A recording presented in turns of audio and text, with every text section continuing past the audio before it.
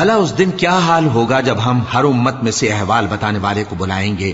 اور تم کو اے نبی صلی اللہ علیہ وآلہ وسلم ان لوگوں کا حال بتانے کو بطور گواہ طلب کریں گے۔ اس روز کافر اور پیغمبر کے نافرمان آرزو کریں گے کہ کاش ان کو دھسا کر زمین برابر کر دی جاتی، اور وہ اللہ سے کوئی بات چھپا نہیں سکیں گے۔ مومنو، جب تم نشے کی حالت میں ہو تو جب تک ان الفاظ کو جو منہ سے کہو سمجھنے نہ لگو نماز کے پاس نہ جاؤ، اور جنابت کی حالت میں بھی نماز کے پاس نہ جاؤ یہاں تک کہ غسل کر لو۔ ہاں،